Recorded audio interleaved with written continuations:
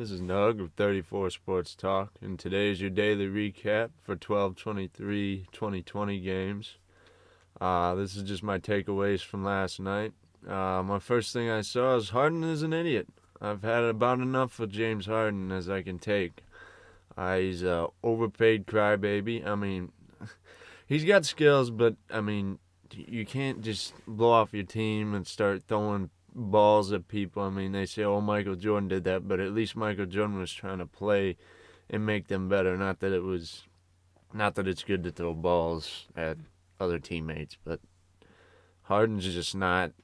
He doesn't want to be there, but he's under contract for 3 more years, and now he literally cost the NBA a regionally televised game, and he got fined $50K for it. But what I think they should have done was fined him the entirety of the ad revenue that Fox would have gotten off of that game as a punishment, because they have less games this year, and Fox Sports is already probably not doing as well because their televised games are down and just all that. So with him acting like an idiot going to a meeting with a girl that he knows, yeah, you're going to the strip club, you stupid idiot. You need to figure your stuff out and get to practice. Quit acting like a big baby. You're one of the top. I don't put him in my top 10 just based on defense, but he is a top tier player.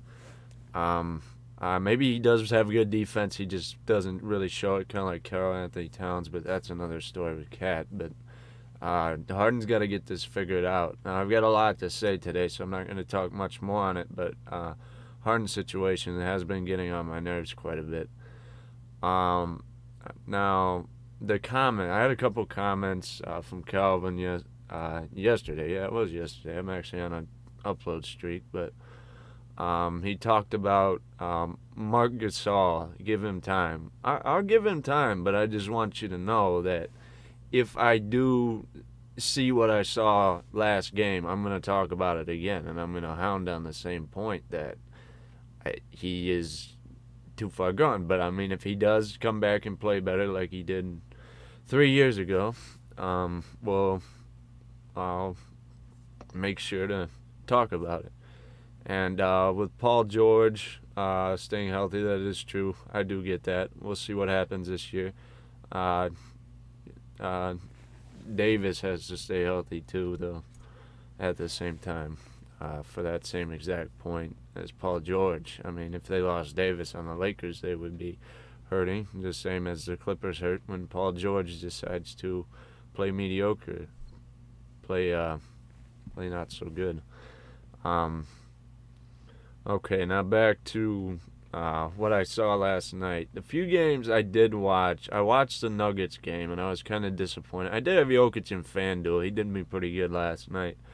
But the Nuggets played hard the whole game. Jokic had a dominant game. He had 3 blocks, like 15 rebounds, 14 assists, and like 32 points. He did all he could. Murray did little or nothing, though. That was a big issue. Murray fouled out with like 6 points. Jamal Murray, the point guard, for those who don't know. But Murray, that's his main issue I see with Jamal Murray, and why. I mean, the contract was good for them, and they needed somebody, so they gave him the contract. But I don't know if his inconsistencies is going to just destroy them down the road. I mean, they don't really have any other good options, so I don't blame them for paying Jamal Murray. I'd rather pay Jamal Murray in that situation rather than pay a guy like Gobert what they did in Utah, because I feel like it's easier to get a big than it is to get a decent guard. So I don't blame them for that, but that did not help them. If they had maybe a couple of the buckets that Murray had missed, they would have won the game in regulation. Now, in OT, the way Buddy Hield won, I really do think that it was Jokic got hit in the face off the inbounds. It should have been a foul for Jokic, but instead it's a turnover, and then there's a block and the tip, and Hield runs off the court. Which is good for the Kings, but that 14th seed in the West is looking pretty nice for them. I don't really see them doing a whole lot. They did stay in this game, which surprised me. I didn't expect that, but by losing Bogdanovich, I don't expect them to do a whole lot. But the Nuggets got to clean it up in crunch time. It was pretty bad. They made a lot of mistakes, even on the inbounds pass. I don't get why Mike Malone's got the second-year guy, Michael Porter Jr., inbounding the ball. You need somebody that's more of a veteran to do that because that lob pass was all right. Like, he threw it over to Jokic, but as we see, if you haven't watched it, Jokic kind of bobbled it, and he got hit in the face for one thing. He probably would have got it if he didn't get hit in the face, but then it got bobbled and went the other way. But Nuggets got to clean it up in crunch time, and they'll have that. I assume they will. Nuggets are a pretty decent team, and they have good chemistry because they played together for a while. Yeah, but the Nuggets got to clean it up. Another thing, I didn't catch it too much, but that Charlotte game was pretty bad. But there were one highlight out of it, even though it was kind of in garbage time. Rozier had 42 points. I was watching the highlights and I was just laughing because most of the points he had, they were down by at least like 15. He pulled it back to 10, but we all knew damn well that they weren't going to win that game.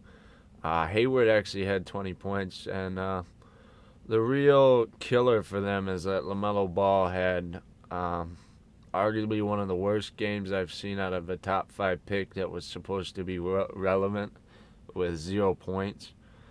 I like Ball. Don't get me wrong. I do really like Ball, but if he keeps doing this, there's no way in hell he's winning the Rookie of the Year. I just don't get it. I mean, even I think Lonzo never. Well, Lonzo probably had some 0-point games, but it just, I don't know. LaMelo's got one of the worst inconsistent streaks I've ever seen. I mean, there's guys that are inconsistent, but they'll still get you 6 or 7 points. For him to go out there and get 0 in, like, I think he had 18 minutes, that's just not. I mean, go drive in or something. I mean, he only had like 4 assists. I just don't. I said it in the podcast when I was giving my awards out. I said I think Wiseman will be MVP, and I'm still in agreement with that because of just he'll be consistently just able to get rebounds and points because he's inside. But he's got to fix that. Speaking of rookies, Edwards had a very good game against Detroit.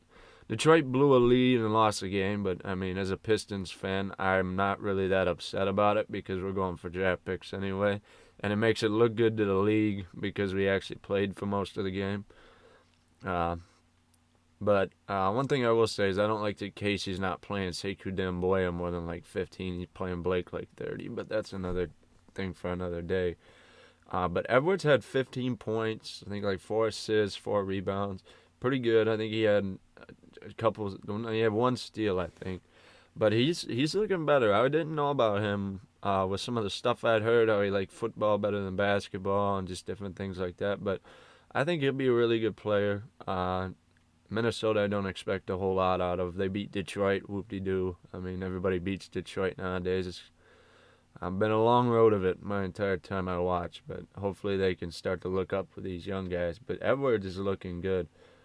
Do a quick hat change for this one. Got this hat in Memphis when I was down there on a band trip. Got a little Grizzlies hat. Ja is a grown man. 42 points last night. I think like at least 10 assists. I don't have the stat line in front of me. But straighten out the hat. Ja is just, he's popping off. And it's a shame that Jaren Jackson Jr. got hurt right at the start of the bubble because this is going to hurt their chances to make the playoffs this year. I don't see them making the playoffs. West is too deep. You got teams like, we'll talk about the Pels in a second, who had a dominant game as well yesterday. But the Spurs beat them. The Spurs beat Ja yesterday. And Ja was just, he was just popping off. He threw, it's the closest thing I've ever seen to a 2K dunk this season and like the last couple of seasons. He threw it off the backboard to himself and got it. That's something I do in transition when I'm playing NBA 2K. But Ja is just another level. He's probably going to be the closest thing we see in this era to Vince Carter back in the day because he's on a team that's kind of mediocre, and without him, they would be nothing. And he's going to lead them into the playoffs, except he's got Jaren Jackson. That's a little more than Vince had for a good part of it after T-Mac left, and in Toronto. But Ja's going to be good. They got guys like Brandon Clark. Valanciunas isn't horrible. Valanciunas isn't going to push the envelope for them getting to the playoffs. They need to, well, if they suck, they'll get a decent draft pick, see who they can pick up. They do have some good young guys there. They got Brooks. But Ja does need some help. We'll have to see what Memphis does there. I'll do another quick hat change as I flip here. Pelicans. Last night had one of the most all-around games. Oh, that's right. Forget it. All right. Yeah, back to it. The Pelicans had one of the most all-around games that I had seen out of them the whole time that I've watched them since Zion's been there. Ingram had a near triple-double. Lonzo's been shooting more, which has surprised me. He looks 10 times better than he did this season before. Van Gundy, as much as I disliked him in the Pistons, seems to be doing all right so far in New Orleans. We'll see. Zion had 15 and 10. I mean, he does it. I mean, it's like that was just nothing for him. That seems like a bad night, but it's not a bad night. It was fairly good. But Ingram, it's a good thing they signed him. I knew they were not going to let him go anywhere on that restricted free agent contract. Ingram and Zion and Lonzo, you got a good core there. You're going to be good for years. I don't exactly see them yet making the playoffs. I still have Phoenix and, well, if Houston with Harden pulling this crap, I don't. Well, we haven't seen Houston play yet, but the Pels could flip in there somewhere, but we'll have to see. West is really deep this year.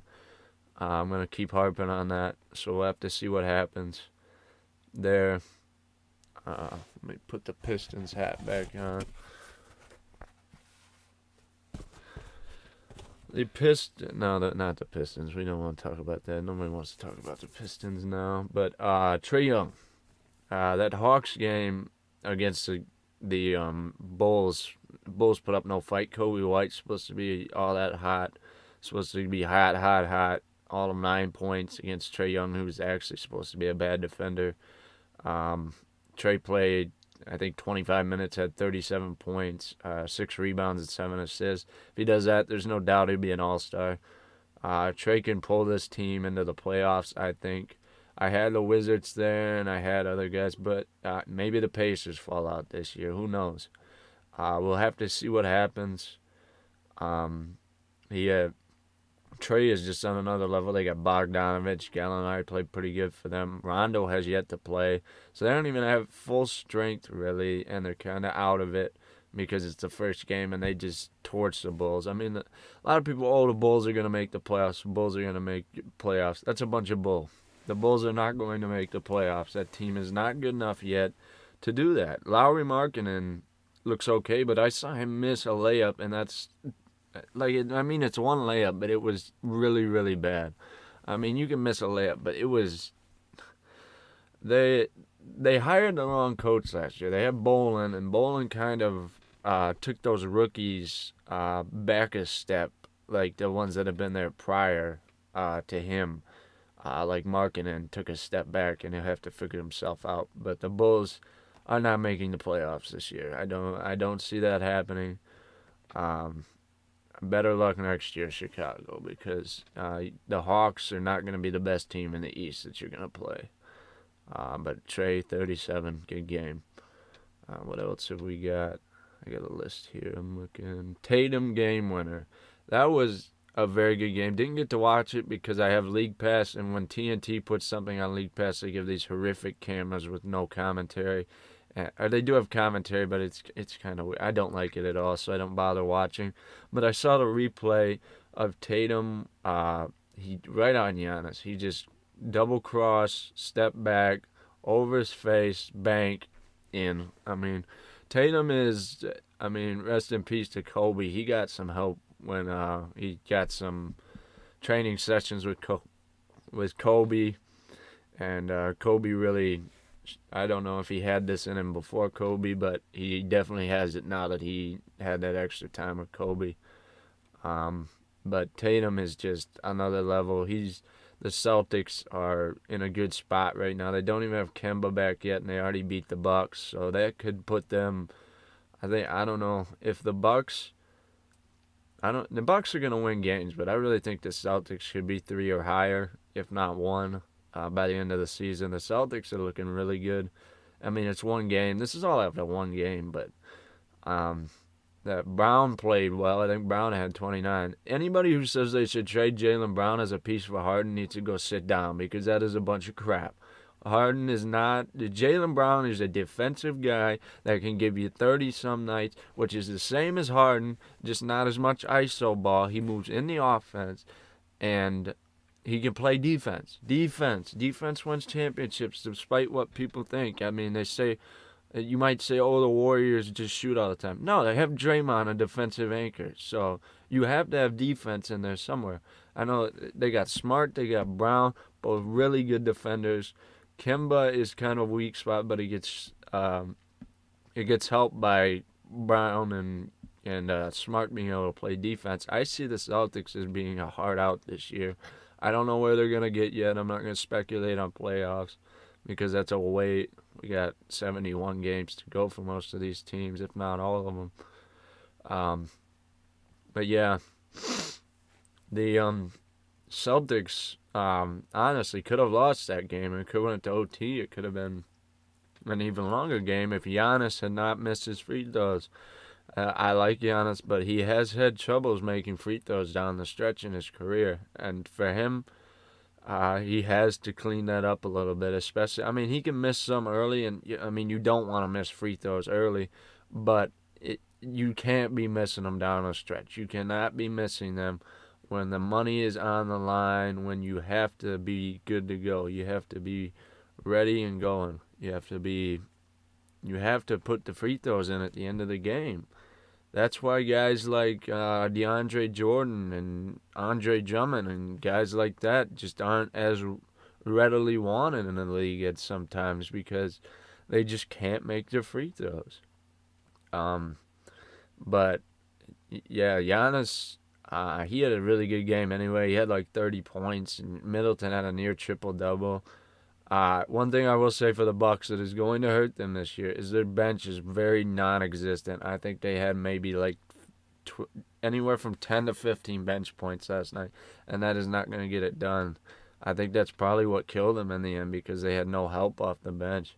I mean, they got Bobby Portis on there. I don't even know who the heck's on their bench this year. I really don't. We're gonna have to see. If they can turn it around. They need to bring up Frank Mason from the G League. Frank Mason was the G League MVP last year, and they need a backup point. That's just the bottom line. They need a backup point. The Celtics' backup point, Jeff Teague, did really good for them.